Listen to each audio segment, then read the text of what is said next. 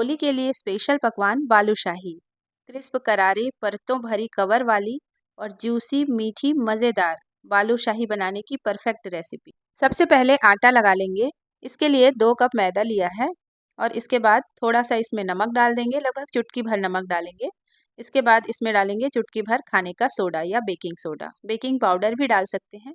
पहले दोनों चीज़ों को मैदे में अच्छे तरीके से मिला लेना है। इसके बाद इसमें मोयन के लिए देसी घी या फिर तेल डालेंगे, खाने का कोई भी बिना सुगंध वाला तेल डालना है। तो यहाँ पर मैंने लगभग 3-4 चम्मच के आसपास तेल लिया है। तेल को मैदे में बहुत अच्छे से मिलाएंगे, इस प्रकार से गुठलियाँ नहीं पड़नी चाहिए, अच्छे से उसको रब करते हुए इस प्रकार से मिलाना है और अब चेक करना है। इस प्रकार से मुट्ठी में सारा आटा एकत्रित होने लगे, इसका मतलब मोयन एकदम परफेक्ट लगा है।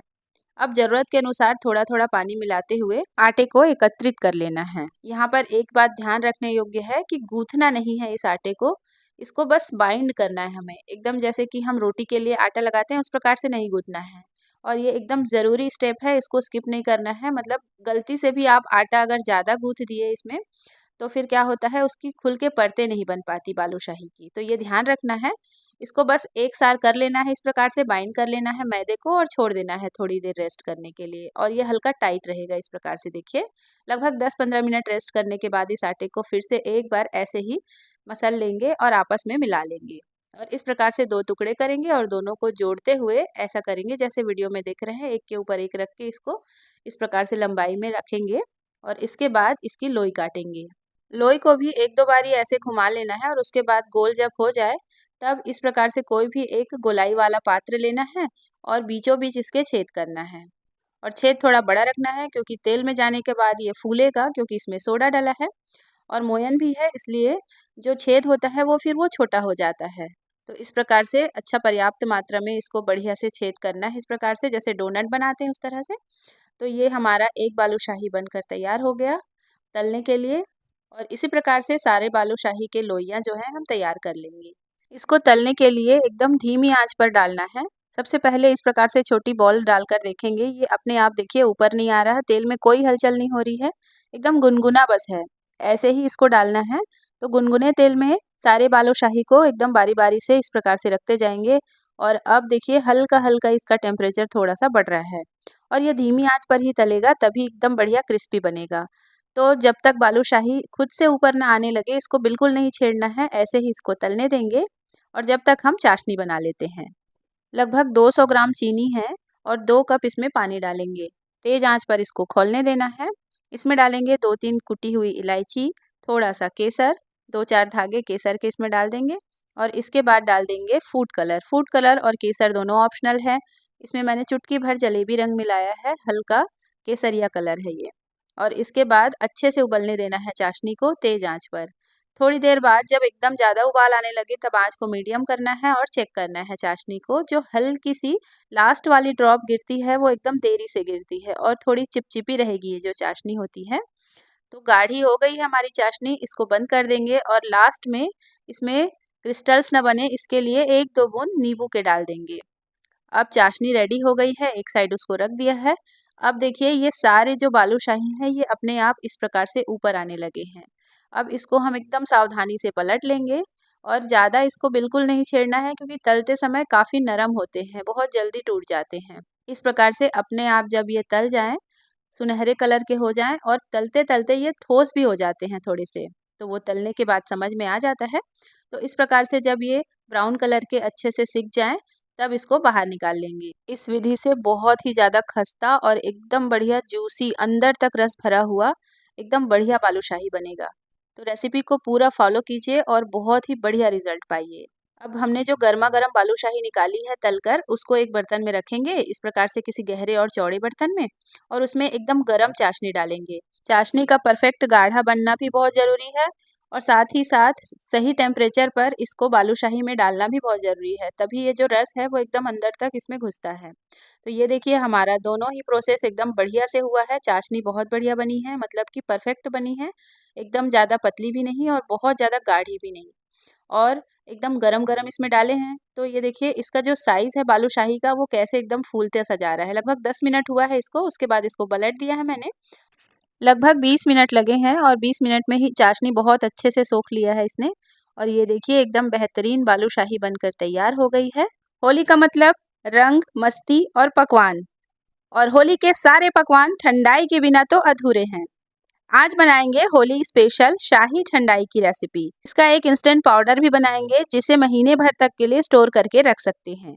तो चलिए बनाते हैं गाढ़ी, स्वादिष्ट और सुगंधित शाही ठंडाई की रेसिपी। इंस्टेंट पाउडर बनाएंगे ठंडाई का। इसके लिए 25-30 के आसपास काजू है और 10-15 बादाम ले लिए हैं। उसके बाद है लगभग हाफ कप है यहाँ पर पिस्ता, और मगज के बीज हैं लगभग 2 चम्मच हैं ये। ड्राई फ्रूट्स आप अपने पसंद से कम या ज़्यादा, या फिर जिसकी मात्रा अच्छी लगती हो, पसंद हो उसको ज़्यादा, इस प्रकार से आप ले सकते हैं।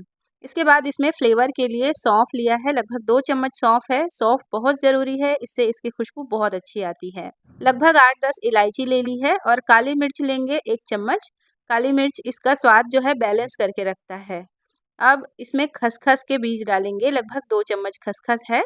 और इसके बाद सूखे हुए गुलाब की पंखुड़ियों को डाल देना है, लगभग 2 चम्मच है ये भी। और इसके बाद इसमें मिठास के लिए डाला है मैंने मिश्री।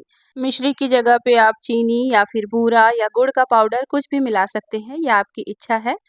मीठे की मात्रा भी अपने हिसाब से कर सकते हैं, जितना मीठा आपको पसंद हो ठंडाई में वैसा आप इसमें मिला सकते हैं। ये देखिए बिल्कुल होली के रंगों की तरह एकदम रंग बिरंगे चीज़ों की ठंडाई अभी बनने वाली है। इन सभी चीज़ों को मिश्री मिलाए बिना ही थोड़ी देर के लिए भिगा देंगे, लगभग 1-2 घंटे के लिए।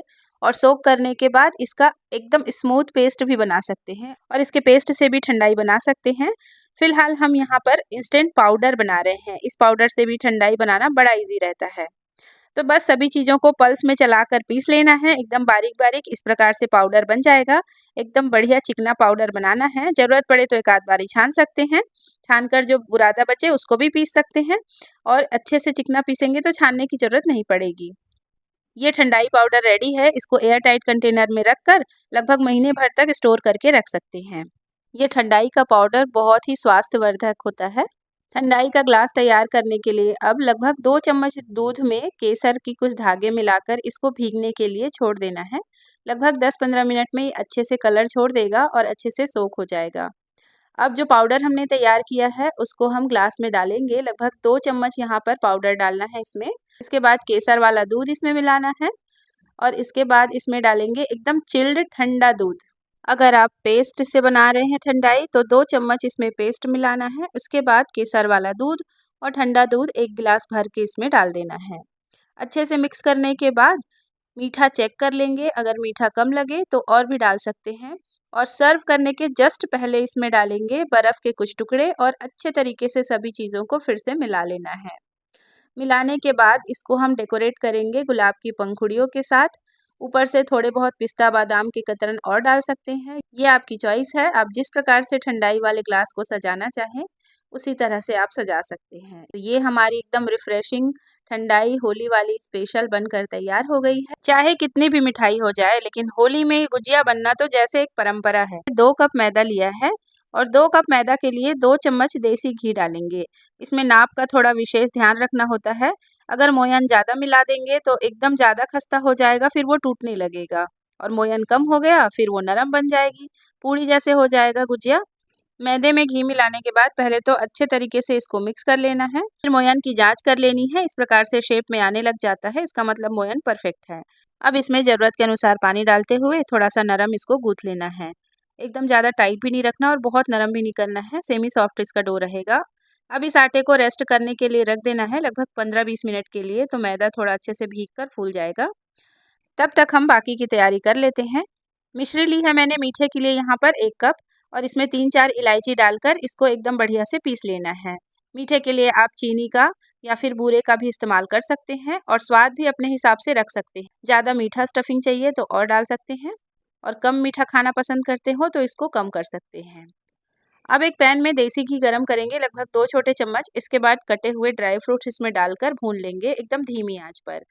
मैंने यहाँ पर थोड़ा सा काजू, बादाम और पिस्ता लिया है, और उसके बाद थोड़ी सी किशमिश। सभी चीज़ों को अच्छे तरीके से भून लेने के बाद जब इसका कलर थोड़ा सा चेंज होने लगे, तब इसमें हम डाल देंगे मावा। ये जो मावा है ये घर पर ही बनाया था मैंने, लगभग 200 ग्राम के आसपास मावा है। इसको भी मिला लेंगे ड्राई फ्रूट्स के साथ, और धीमी आंच पर भून लेंगे थोड़ी देर के लिए। अब सभी चीज़ों को थोड़ी देर भूनने के बाद इसमें डाल देंगे सूजी। 1 कप सूजी है। अब सूजी को भी अच्छी सुगंध आने तक लगातार चलाते हुए धीमी आंच पर ही हमें भूनकर तैयार करना है। स्टफिंग को भूनते समय ध्यान रखना है कि ये जल न जाए नीचे से, इसलिए लगातार कलछी चलाते रहेंगे और इस प्रकार से ये थोड़ी ही देर में भुनकर तैयार हो जाएगा। इसकी खुशबू बढ़िया आने लग जाती है, इससे पता चल जाता है कि ये भुन चुके हैं करके। ये स्टफिंग हमने भून कर तैयार कर ली है। अब इसको ठंडा करना बहुत ज़रूरी है। गरम-गरम इसमें चीनी या बूरा कुछ भी नहीं मिला सकते।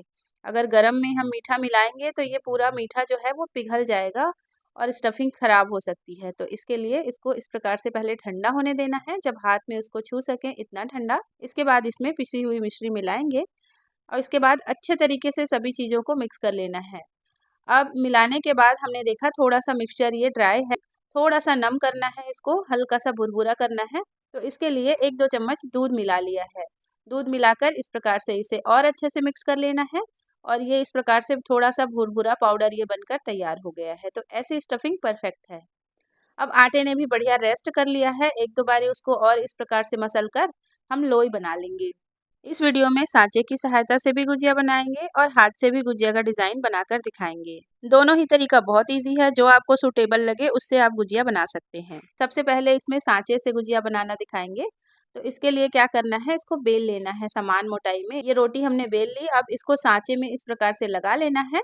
गुजिया का सांचा एकदम ईजिली मार्केट में अवेलेबल है। अब इसके बाद इसमें स्टफिंग भरनी है। स्टफिंग बहुत ज़्यादा नहीं होनी चाहिए, थोड़ी कम मात्रा में भरनी है। स्टफिंग को पहले चेक कर लेना है, मीठा कम या ज़्यादा हो तो आप मिला भी सकते हैं। तो स्टफिंग भरने के बाद पानी एकदम अच्छे से लगाना है किनारों पर, ये बहुत ज़रूरी है। बिना पानी लगाए हमने बंद कर दी गुजिया तो वो अच्छे से चिपकेगा नहीं, फिर वो तेल में तलते समय फट जाता है। और पानी लगाने में कमी भी नहीं होनी चाहिए, प्रॉपर चिपकना चाहिए, तभी वो तलते समय फटता नहीं है। तो इस प्रकार से गुजिया हमने बनाकर तैयार कर ली है। लगभग 10-15 मिनट इसको पहले सूखने देना है, थोड़ी सी हवा लगने के बाद इसको तलना है ताकि ये बढ़िया से सेट हो जाए। तो एकदम धीमी आंच रहेगी तेल की, एकदम गुनगुने तेल में इसको डालना है और एकदम धीमी आंच में ही ये तलेगा। तलते समय बिल्कुल जल्दबाजी नहीं करनी है, अगर एकदम तेज आंच में तल दिए इसको तो फिर वो नरम हो जाता है, अच्छे से इसका रिजल्ट नहीं आता है। तो इस प्रकार से एकदम धीमी आंच पर इसको तलना है और जब अच्छा गोल्डन कलर आ जाए, सुनहरे कलर के दिखने लगे, तब इसको बाहर निकाल लेना है। तो देखिए ये हमारी एकदम बढ़िया सांचे वाली खस्ता गुजिया बनकर तैयार हो गई है।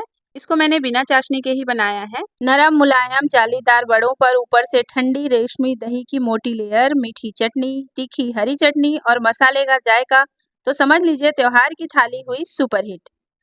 होली के रंग हाथों से उतर जाएंगे, लेकिन ये दही भल्ला खा लिया तो इसका स्वाद दिल से नहीं उतरेगा। उड़द दाल लेना है हमें 1 कप।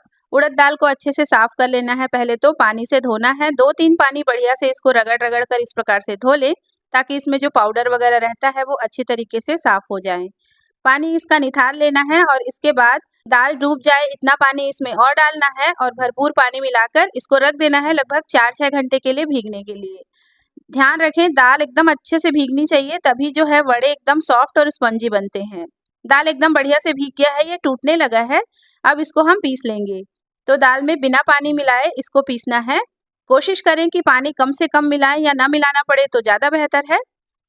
इसमें 2-4 हरी मिर्ची और थोड़ा सा अदरक डाल दिया है, इससे फ्लेवर बढ़िया आता है वड़ों का।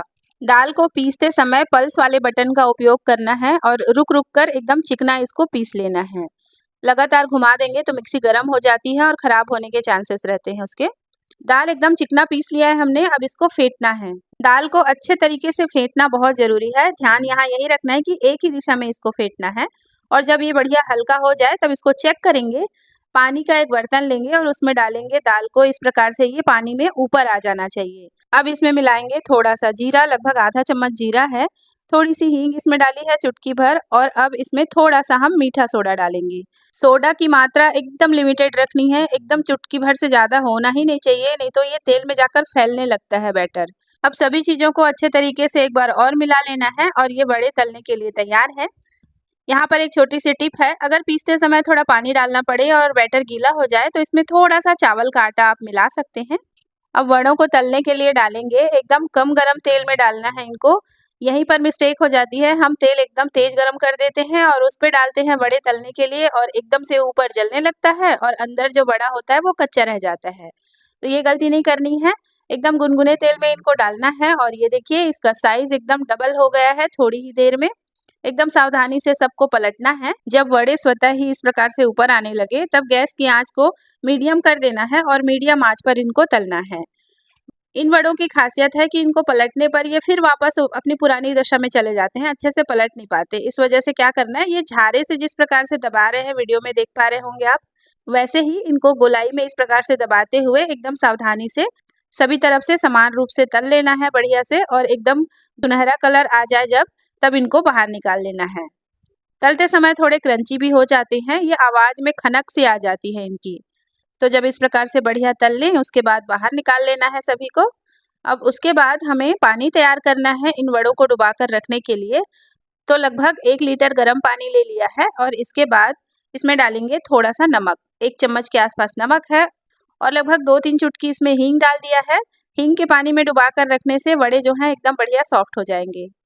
तल कर निकालने के बाद आधे वड़े तो ऐसे ही खत्म हो जाते हैं, बहुत ही टेस्टी बनते हैं सूखे भी वड़े, बहुत ज़्यादा हमारे घर में तो ऐसे सूखे वड़े भी बहुत खाते हैं। ये देखिए कितने बढ़िया एकदम सॉफ्ट और अंदर से जालीदार वड़े बने हैं। गर्म पानी में ज़्यादा देर के लिए नहीं रखना है वड़ों को, लगभग 2-3 मिनट में ही ये बढ़िया से सॉफ्ट हो जाते हैं, तुरंत ही इनको निकाल लेना है और इस तरह का कोई जालीदार पात्र लेकर उसमें रख देना है। अब हम दही तैयार कर लेते हैं। मैंने यहाँ पर आधा किलो के आसपास मीठा दही लिया है। इस दही से दही वड़े का टेक्सचर बहुत बढ़िया लगता है। अब इसमें हमने लगभग 2-3 चम्मच के आसपास बूरा मिलाया है और अच्छे से इसे फेंटना है। ये देखिए इस प्रकार से ये गाढ़ा और एकदम क्रीमी हो जाता है बढ़िया। दही वड़े का स्वाद बहुत सारी चीज़ों पर निर्भर है, उसमें से सबसे मेन है दही, क्योंकि दही जब अच्छा होगा आपका एकदम गाढ़ा और क्रीमी मलाईदार, तभी आपका दही वड़े में स्वाद आएगा।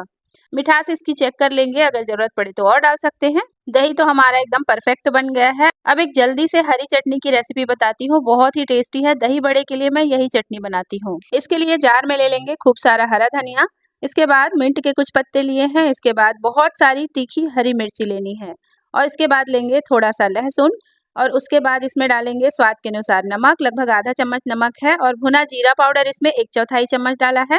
और अब इसमें डालेंगे एक सीक्रेट इंग्रेडिएंट जिससे बहुत अच्छा स्वाद आता है चटनी का, वो है अनारदाना की गोली। इसके बाद इसमें भुजिया सेव मिलाया है मैंने थोड़ा सा, लगभग 2-3 चम्मच, और उसके बाद थोड़ा सा नींबू का रस डाल देंगे और अब पानी डालकर इसको एकदम चिकना पीस लेना है। बहुत ही टेस्टी बनती है ये चटनी।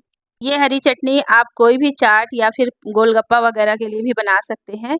एकदम टेस्टी और बहुत ही जल्दी बन जाने वाली चटनी है। अब लगभग सारी तैयारी हमारी पूरी हो चुकी है। अब प्लेटिंग कर लेते हैं दही भल्लों की। तो इसके लिए हमने क्या किया है, पानी से जो निकाल कर वड़े रखे थे उनको प्लेट में सजा लिया है। ऊपर से डालेंगे एकदम गाढ़ी और बहुत ही बढ़िया दही, और इसके बाद इसमें इमली की खट्टी मीठी चटनी डालेंगे। इस चटनी की रेसिपी भी आप हमारे चैनल पर देख सकते हैं, लिंक आपको डिस्क्रिप्शन में मिल जाएगा। इमली की चटनी अच्छे तरीके से वड़ों पर फैलाने के बाद इसमें डालेंगे तीखी हरी चटनी और उसको भी अच्छे तरीके से फैला लेना है। इसके बाद ऊपर से दही भल्ले का मसाला छिड़क देंगे। दही भल्ला मसाला की रेसिपी भी आप हमारे चैनल पर देख सकते हैं। ये देखिए दही भल्ले की प्लेट एकदम बढ़िया से सज चुकी है। ऊपर से आप अपने हिसाब से इसको और सजा सकते हैं। मैंने यहाँ पर भुजिया सेव डाला है। इसके साथ साथ इसमें अनार के दाने या फिर हरा धनिया पत्ता, जैसे भी आपको अपने प्लेट को सजाना हो दही भल्ले की, वैसा आप सजा सकते हैं। और ये देखिए एकदम आसानी से कट जा रहे हैं वड़े, एकदम नरम बने हैं और बहुत ही स्पॉन्जी और बहुत ही टेस्टी दही बड़ा बनकर तैयार हो गया। ये हमारी होली स्पेशल दही भल्ले की प्लेट सजकर तैयार हो गई है। होली त्योहार के लिए स्पेशल लौंग लता मिठाई की एकदम परफेक्ट रेसिपी लेकर आए हैं। बाहर से खस्ता, भीतर मावा की जोरदार फिलिंग और लौंग से बंद की गई सुंदर सी बनावट वाली चाशनी में डूबी रस भरी मिठाई। इसके लिए मैदा ले लिया है, लगभग 2 कप मैदा है ये, और इसमें मोयन डालेंगे देसी घी का, चाहे तो तेल का भी मोयन इसमें डाल सकते हैं। लगभग 2 चम्मच देसी घी इसमें डाला है और अच्छे तरीके से इसे मिक्स कर लेना है। मोयन को चेक कर लेंगे, इस प्रकार से मुट्ठी में आटा आ जाए इसका मतलब मोयन अच्छा लगा है। अब इसके बाद इसमें ज़रूरत के अनुसार पानी डालते हुए आटा लगा लेना है। बहुत ज़्यादा सख्त भी नहीं रखना है आटा और बहुत नरम भी नहीं करना है, मीडियम गूँथ कर इसको थोड़ी देर के लिए रख देंगे। अब कढ़ाई में लगभग 3-4 चम्मच मिश्री ले ली है मैंने और इसको गर्म करना है धीमी आंच पर। लगातार इस प्रकार से चलाएंगे। जब ये थोड़ा सा पिघलने लग जाए तब इसमें डालेंगे हम मावा। ये घर का बना हुआ मावा है, लगभग 100 ग्राम इसमें मावा डाल दिया है और अच्छे तरीके से इसे भून लेना है मावे को। ये मिश्री अच्छे से पिघल कर मावा में कोट हो जाएगी और इस प्रकार से ये कढ़ाई को छोड़ने लगे तब तक पका लेना है और उसके बाद एक बर्तन में निकाल कर ठंडा कर लेना है। अब मिक्सी के जार में 8-10 काजू ले लेंगे, थोड़े से बादाम हैं 4-5 नग, इसके बाद थोड़ा सा इसमें पिस्ता डाल दिया है लगभग 2 चम्मच, उसके बाद इसमें मगज के बीज हैं लगभग 2 चम्मच, 2 हरी इलायची इसमें डालेंगे और लगभग 3 चम्मच इसमें मिल्क पाउडर डाला है। अब सभी चीज़ों को अच्छे तरीके से पीस लेना है एकदम चिकना। ये जो ड्राई फ्रूट्स का पाउडर हम डालेंगे मावा की फिलिंग में, ये टोटल ऑप्शनल है, लेकिन मावा के साथ साथ अगर ड्राई फ्रूट भी मिलाएं तो स्वाद इसका बढ़ जाता है। तो इसके लिए अपने मनपसंद ड्राई फ्रूट्स का पाउडर इस प्रकार से बनाकर मावा के साथ मिला सकते हैं। इस पाउडर के साथ मावा को अच्छे तरीके से मिलाकर आटे की तरह गूंथ लेना है और गूंथने के बाद इसके छोटे छोटे पेड़े जैसे बना लेने हैं। तो ये देखिए बिल्कुल छोटे बॉल्स की तरह बना लेना है और बाद में इस बॉल को थोड़ा सा चपटा करके पेड़ा बना लेंगे। अब आटा थोड़ी देर और गूंथने के बाद इसकी छोटी छोटी लोइयाँ काट लेंगे। अब लोई को आटे में इस प्रकार से परथन लगाएंगे और बेल लेंगे। एक समान मोटाई में नॉर्मल पूड़ी की तरह इसको बेलकर तैयार कर लेना है। अब इस पूड़ी के बीचों बीच जो पेड़ा हमने बनाया था फिलिंग का उसको रखेंगे और इस प्रकार से फोल्ड करेंगे और इसके बाद इसके बीचों बीच हमें पानी लगा लेना है। पानी लगाना बहुत अनिवार्य है, नहीं तो ये तेल में जाकर खुल जाता है। तो इस प्रकार से पानी दोनों किनारों पर लगाना है और उसके बाद इस प्रकार से फोल्ड करना है, एक तरफ को पहले और दूसरे तरफ को उसके ऊपर इस तरह से लगाना है और उसके बाद अब ऊपर के भाग में लौंग लगाना है। इस प्रकार से देखिए वीडियो में जैसे आप देख रहे हैं, इस प्रकार से लौंग लगाकर इसको रेडी कर लिया है। इसी तरह से सारी लौंग लता हम तलने के लिए तैयार करके रखेंगे और इसको लगभग 10 मिनट के लिए हवा लगने देंगे। अब इनको तलने के लिए तेल गरम कर लेना है। तेल का टेम्परेचर एकदम कम होना चाहिए, बिल्कुल गुनगुने तेल में इनको डालना है तलने के लिए और इसके बाद बिल्कुल इनको छेड़ना नहीं है, अपने आप ये पकेंगे और ऊपर आएंगे। तब तक हम चाशनी बनाकर तैयार कर लेते हैं। 1 कप हमने चीनी ली है यहाँ पर और 2 कप उसमें पानी। जब ये उबलने लग जाए तब 2-3 इलायचियों को कूट कर इसमें डालेंगे और कलर के लिए इसमें मैंने जलेबी रंग मिलाया है 1 चुटकी लगभग और इसके बाद इनको थोड़ी देर के लिए पका लेना है तेज़ आंच पर। तेज़ आंच पर चाशनी बनाएंगे तो जल्दी बन जाएगी और इसको चेक करते रहना है बीच बीच में। इस प्रकार से जो लास्ट ड्रॉप है वो एकदम धीरे से गिरेगी और चाशनी थोड़ी चिपचिपी सी हो जाएगी। तब तक इसको पकाना है। तो चाशनी हमारी बन गई है और इसके बाद इसमें 1-2 बूंद नींबू के रस की डालेंगे और चाशनी एकदम तैयार हो गई और चाशनी के बनते तक लौंग लताएं भी इस प्रकार से सुनहरी हो गई हैं। बीच बीच में इसको इस प्रकार से एकदम सावधानी से पलट लेना है और अच्छे तरीके से पकाना है। जब ये तेल में ऊपर आने लग जाए तब तेल का आंच थोड़ा सा बढ़ा देना है, मीडियम कर देना है और मीडियम आंच पर तल लेना है। ये देखिए एक भी लौंग लता खुली नहीं है तेल में जाकर, कितने बढ़िया से पक रही हैं। और इस प्रकार से जब एकदम खस्ता हो जाए तेल के अंदर ही पता चल जाता है। तो इस तरह से अच्छे से तल लेने के बाद इनको बाहर निकाल कर रख लेंगे और गर्मा गर्म चाशनी में इनको डुबाना है। ध्यान रखना है चाशनी एकदम गर्म होनी चाहिए, तभी अच्छे से रस ये सोखेगा। चाशनी अगर ठंडी हो गई हो तो थोड़ा इसे गर्म कर लें। चाशनी अगर बहुत गाढ़ी हो तो ये अच्छे से अंदर घुस नहीं पाती और बहुत फीकी हो तो बहुत जल्दी नरम हो जाती है, इसलिए परफेक्ट चाशनी बहुत ज़रूरी है। सारी जो लौंग लताएं हैं वो ऊपर तैरने लगती है चाशनी के, तो उसके लिए क्या करना है, एक छोटा प्लेट रखेंगे, उसके ऊपर कुछ भारी चीज़ रख देंगे थोड़ी देर के लिए, लगभग 5 मिनट में आराम से भीग जाता है और बीच में एक बार पलट लेंगे, फिर से 5 मिनट के लिए रख देंगे और लगभग 10 मिनट में ये चाशनी बहुत अच्छे से एब्जॉर्ब कर लेती है और सारी लौंग लताएं बनकर तैयार हो गई हैं। अब इनको बाहर निकाल लेना है। चाशनी में बहुत देर तक डुबा कर नहीं रखना है, नहीं तो बहुत ज़्यादा चाशनी पी लेंगी और नरम पड़ जाएंगी। तो इसके लिए इनको निकाल लिया है और ये लौंग लता खाने के लिए एकदम तैयार है। ये बहुत ही लॉन्ग लास्टिंग मिठाई है, फ्रिज से बाहर भी रखो तो भी 5-7 दिन आराम से चल जाता है और स्वाद में भी बहुत ही लाजवाब।